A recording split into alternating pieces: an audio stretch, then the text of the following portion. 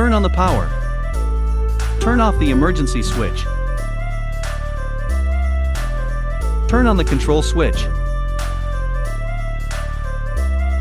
Turn on the engine.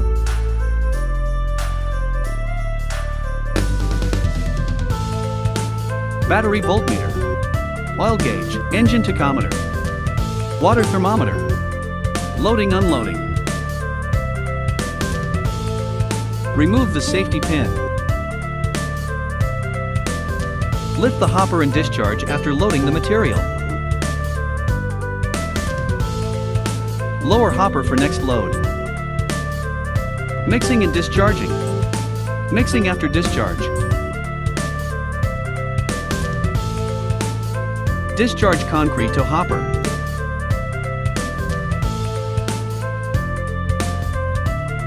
Start pumping.